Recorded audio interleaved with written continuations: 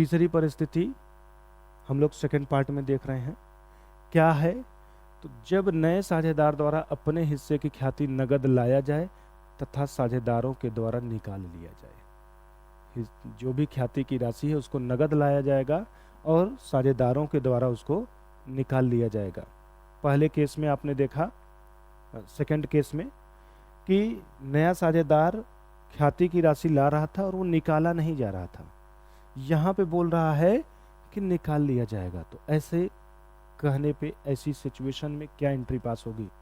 तो ऐसी दशा में लाने की व बांटने की रोजनामचा प्रविष्टि ठीक उसी प्रकार होगा जैसा कि परिस्थिति नंबर 2 में ए और बी का किया गया, तथा इसके साथ ही साथ एक प्रविष्टि निकालने की अलग से किया जाएगा। ये आपका नोट है। कहने का मतलब कि जब कभी भी नया साझेदार अपने हिस्से की ख्याति की राशि लेकर के आए और उसके हिस्से की जो भी ख्याति थी उसको जो पुराने साझेदार थे आपस में बांटने के बाद उस राशि को निकाल भी ले गए, तो ऐसी परिस्थिति में पहली एंट्री लाने की होगी, दूसरी एंट्री बांटने की होगी और तीसरी एंट्री निकालने की होगी। तब 3 एंट्री पास किया जाएगा। तो अब सोचिए, लाने की एंट्री तो अभी जस्ट आपने दूसरी परिस्थिति में देखा ही कि कैसे पास करते हैं, तो हम दोबारा यहाँ पास नहीं करेंगे क्योंकि सारे कॉन्सेप्ट वही सेम रिपीट होना है, तो दोबारा से यहाँ लिख के समझाने की कोई ज़रूरत नहीं है। इसीलिए यहाँ नोट के रूप में लिख दिया गया कि ऐसी दशा में लाने व बांटने की रोजनामचा प्रविष्टि ठीक उसी प्रकार होगा जैसा कि दूसरी दशा में ए और बी का किया गया है। तो लाने और बांटने वाली एंट्री सेम हो जाएगा। नई एंट्री सिर्फ क्या है? निकालने की। तो इसी एंट्री को हम लोग अगर सीख लें तो हमारी तीसरी भी सिचुएशन कंप्लीट हो जाएगी। तो अब आप जरा सोचिए, अगर कोई साझेदार अपने हिस्से का जो भी ख्याति था निकाल ले जाए तो क्या होगा? तो वो एंट्री पास करने से पहले दूसरी दशा वाली एंट्री ध्यान दीजिए। दूसरे दशा में दूसरी एंट्री जो बी वाली पास की गई थी, बी वाले में ख्याति की राशि को बंटवारा किया गया था। अब बंटवारा करने पे आपने देखा होगा कि पार्टनरों की कैपिटल क्रेडिट हुई थी। मतलब नए साझेदार के द्वारा लाई गई ख्याति में जिस साझेदार का जितना भी हिस्सा बना था उस हिस्से की राशि से उस साझेदार की पूंजी बढ़ी थी बांटने पे, और जब वही लोग वही पैसा निकाल ले जाएंगे तो जाहिर सी बात है साझेदारों की पूंजी कम हो जाएगी। जब बंटवारा हुआ, साझेदारों की पूंजी बढ़ी, तो निकालेंगे तो पूंजी घट जाएगी। तो निकालने पे क्या एंट्री करेंगे? तो आपको पता है कि पूंजी घटती हमेशा डेबिट से है और बढ़ती हमेशा क्रेडिट से है। तो साझेदारों की पूंजी को करना पड़ेगा डेबिट। तो विड्रॉल ऑफ पार्टनर्स कैपिटल या करंट अकाउंट डेबिट, मतलब उस पार्टनर को डेबिट कर देंगे जो पार्टनर गुडविल का पैसा निकाल रहे हैं, और कर देंगे टू बैंक। नरेशन हो जाएगा बीइंग गुडविल मनी विड्रॉन। तो ये हो गया आपका निकालने की एंट्री। इसके बाद अब हम लोग देखेंगे चौथी दशा। जब नया साझेदार अपने हिस्से की ख्याति संपत्ति के रूप में लेकर के आए। अपने हिस्से की ख्याति किस रूप में लेके आए? वो अपने हिस्से की ख्याति संपत्ति के रूप में लेकर के आएगा, मतलब अब नगद वगैरह नहीं लाएगा। तो इस दशा में क्या एंट्री पास किया जाएगा?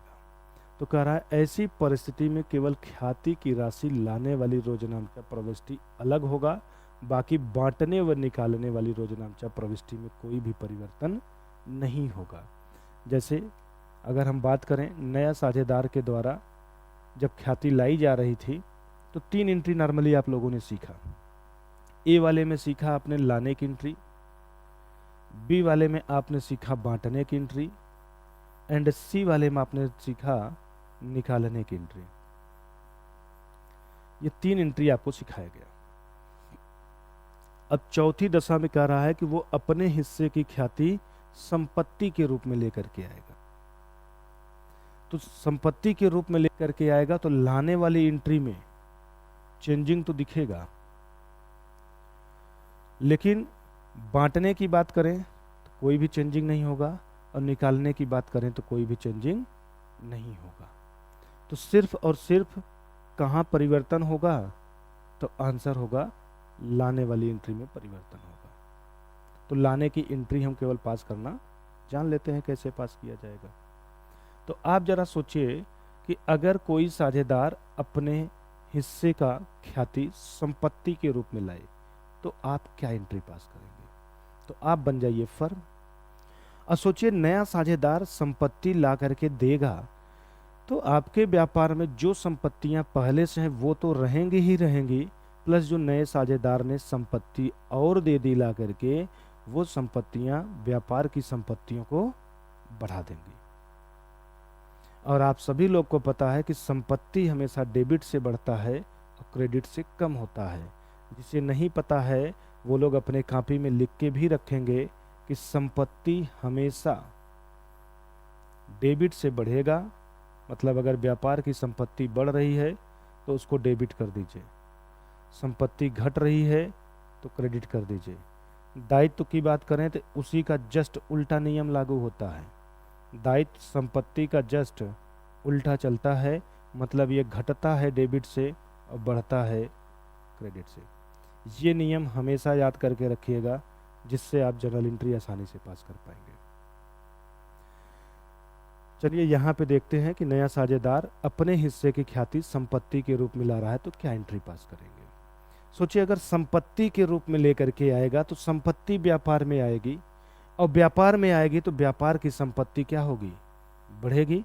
तो एंट्री पास करते समय क्या करना पड़ेगा, डेबिट। तो एंट्री में हम लोग क्या करेंगे, लाने के समय पे, तो लाने के समय पे उस संपत्ति का नाम लिख देंगे जो नए साझेदार लेकर के आ रहा है। तो name of asset account debit, क्योंकि नया साझेदार संपत्ति जो भी लाएगा वो संपत्ति कहीं न कहीं व्यापार की संपत्तियों को बढ़ा देगा, तो संपत्ति डेबिट से बढ़ जाएगा। और ये संपत्ति किस बात का ला के दिया है, तो बोलेंगे प्रीमियम फॉर गुडविल का, तो फिर प्रीमियम फॉर गुडविल क्रेडिट कर देंगे। नरेशन हो जाएगा being premium for goodwill brought in kind.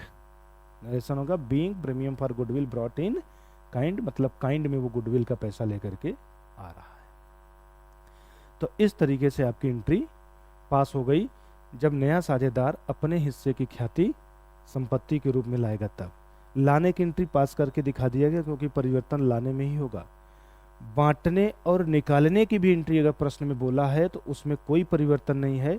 जैसा अभी पीछे आप लोगों ने सीखा, परिस्थिति नंबर 2 में जो बांटने की एंट्री थी वही बांटने की एंट्री यहाँ पर भी होगा।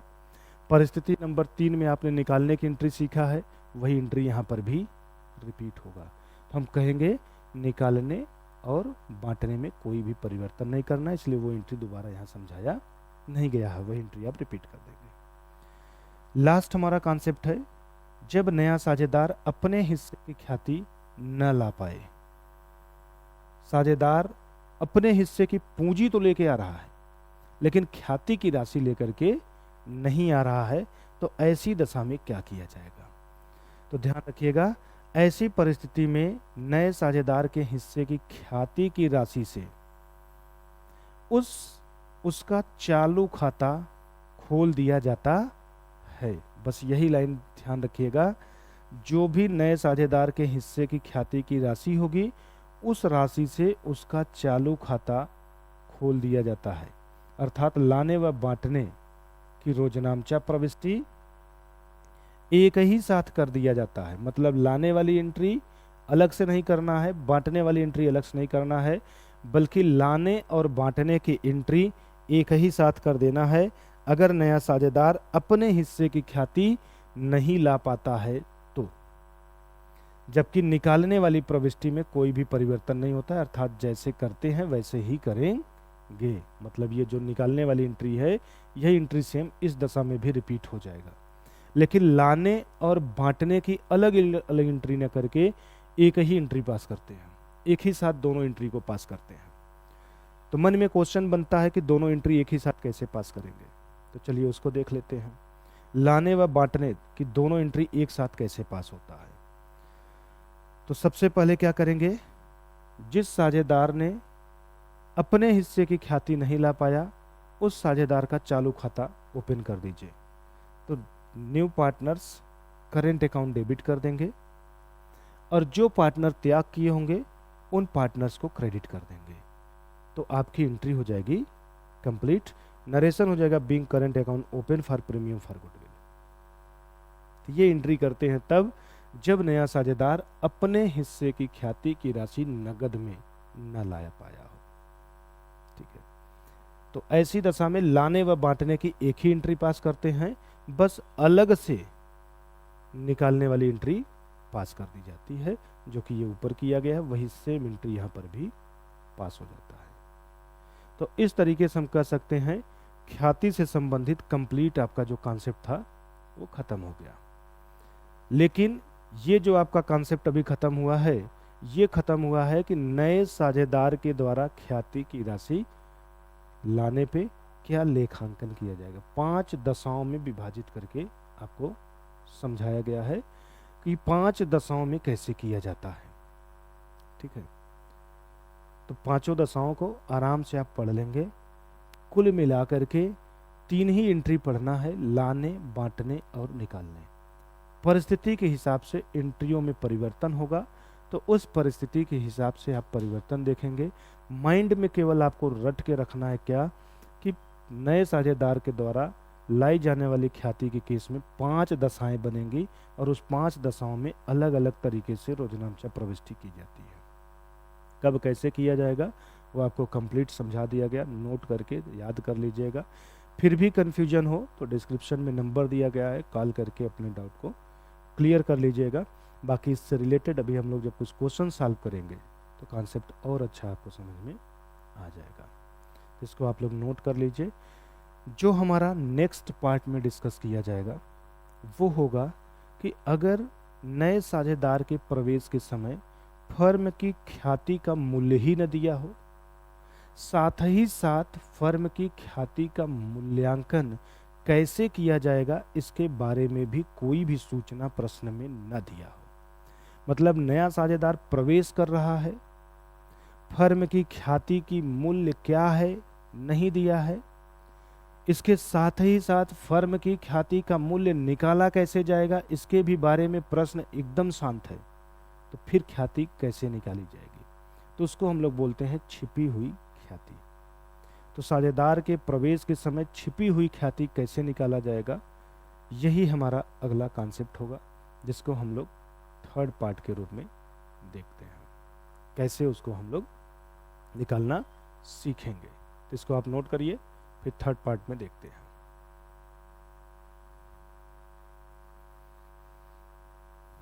चलिए, थर्ड पार्ट हमारा क्या है, छिपी हुई ख्याति। ये छिपी हुई ख्याति कैसे पता करेंगे कि हमें प्रश्न में छिपी हुई ख्याति ही निकालना है।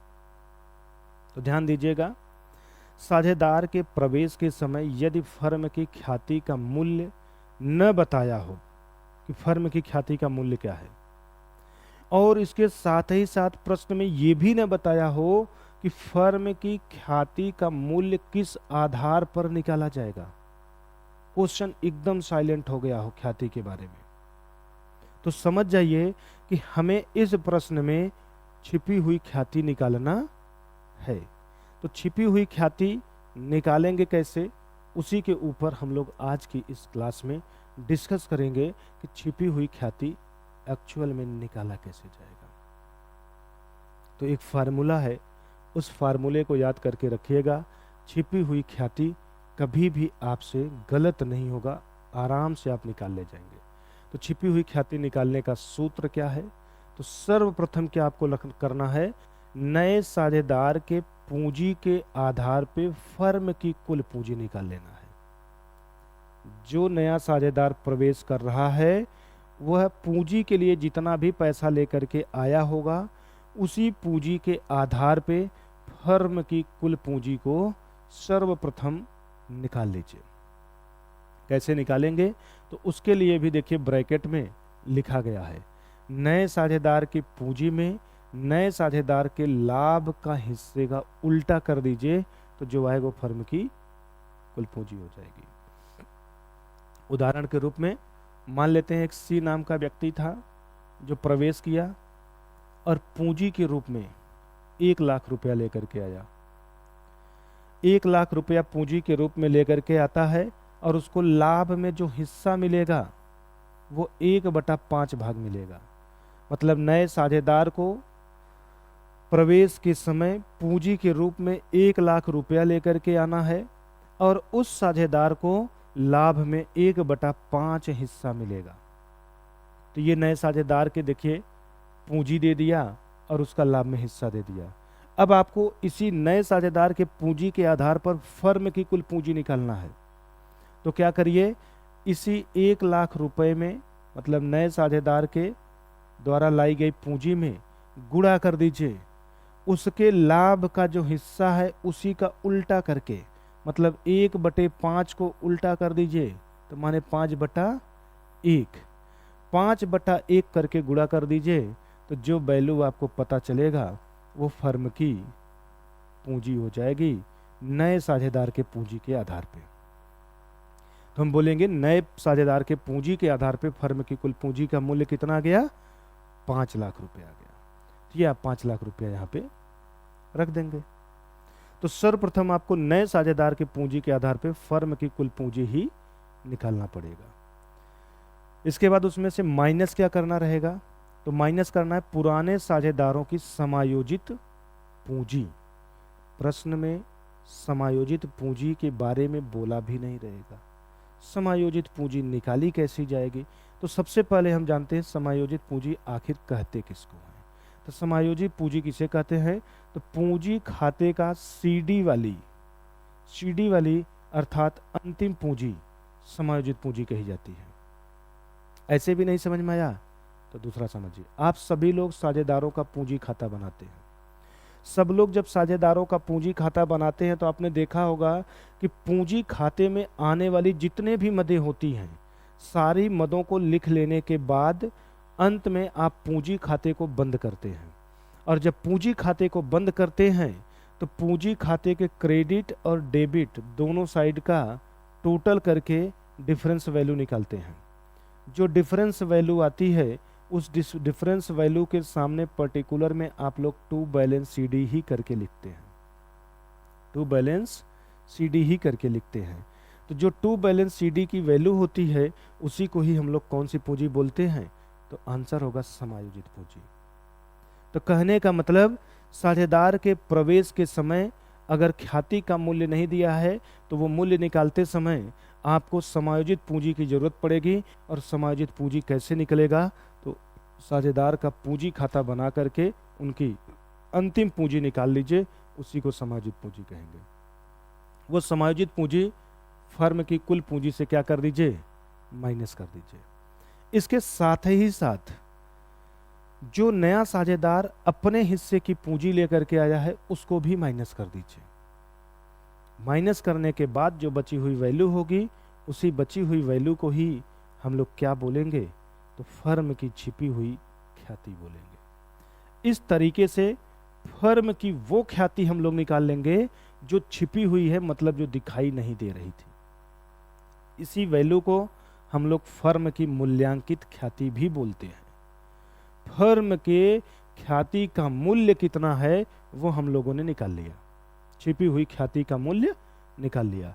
तो छिपी हुई ख्याति के ही मूल्य को क्या बोलते हैं, फर्म की मूल्यांकित ख्याति। अब इसी मूल्य में आपको बस देख लेना है कि नए साझेदार का कितना हिस्सा बनता है, क्योंकि नया साझेदार ख्याति के रूप में कितना पैसा लेकर के आएगा ये प्रश्न में नहीं दिया है, वही हमें निकालना है। तो नए साझेदार को कितना पैसा लेकर के आना पड़ेगा ख्याति के रूप में, अगर ये जानना है तो जो भी फर्म की छिपी हुई ख्याति आएगी उस फर्म की छिपी हुई ख्याति में नए साझेदार का लाभ का जो हिस्सा है, नए साझेदार के लाभ का जो हिस्सा है उसी से गुणा कर दीजिए, तो नए साझेदार के द्वारा लाई जाने वाली ख्याति की राशि का पता चल जाएगा। कैसे, वो भी देख लेते हैं। मान लेते हैं ये वैल्यू 2 लाख रुपए आया, ये वैल्यू 2 लाख रुपए आया, छिपी हुई ख्याति 2 लाख। तो आपको क्या करना है, छिपी हुई ख्याति की जगह पे 2 लाख वैल्यू रखिए, गुणे नए साझेदार के लाभ का हिस्सा। तो नया साझेदार 1/5 के लिए आया था, अभी उदाहरण लेकर के देखे थे, विभाजित करेंगे तो आ जाएगा कितना, 40,000। तो हम बोलेंगे नए साझेदार के लाभ के हिस्से की जो ख्याति है वो कितनी है, 40,000 है। और जब ये वैल्यू पता चल जाएगा तो इसी से हम लोग लेखांकन एंट्री पास कर देंगे। लाने की एंट्री, बांटने की एंट्री, निकालने की एंट्री, ये सारे कॉन्सेप्ट आपको समझाया गया है ख्याति के लेखांकन में। तो उसी आधार पे इसकी आप रोजनामचा प्रविष्टि कर देंगे। तो इस तरीके से छिपी हुई ख्याति का कंप्लीट कॉन्सेप्ट आपका पूरा हो जाएगा। इसको आप लोग नोट कर लीजिए। किसी भी स्टूडेंट को अगर कहीं पर भी कंफ्यूजन हुआ है तो आप डिस्क्रिप्शन में दिए हुए नंबर पे कॉल करके अपने डाउट को पूछ लीजिए। और यदि आप कंप्लीट वीडियो सीक्वेंस से देखना चाहते हैं, क्योंकि यहाँ पे आपको कुछ वीडियो आगे पीछे मिलते होंगे, तो सीक्वेंस से देखना चाहते हैं तो आप लोग हमारे संस्था के साथ जुड़ सकते हैं, पेड बैच में जुड़ सकते हैं, जिससे आपको सारे वीडियो सीक्वेंस से मिल जाएंगे। और जुड़ने के लिए इजी सा प्रोसेस है। गूगल प्ले स्टोर पे जाएं, विजियो करियर पॉइंट एप्लीकेशन को डाउनलोड करें, वहाँ पे अपने कोर्स को जा कर के सेलेक्ट करें और एक नॉमिनल अमाउंट पे करके आप पेड बैच के रूप में जुड़ जाएं। सारे क्वेश्चन, सारे कॉन्सेप्ट एकदम सीक्वेंस से चैप्टर वाइज आपको वहाँ पर मिल जाएगा, जिससे आपका कोई भी टॉपिक नहीं छूटने पाएगा। तो आप इस तरीके से जुड़ करके अपनी क्लास को आगे कंटिन्यू कर सकते हैं। बाकी जो लोग यूट्यूब से देख रहे हैं, कवर कर रहे हैं, वो लोग इसको देख के नोट कर लें। बाकी अगली क्लास में हम लोग कुछ नए कॉन्सेप्ट को लेकर के डिस्कस करेंगे। अभी के लिए इतना ही।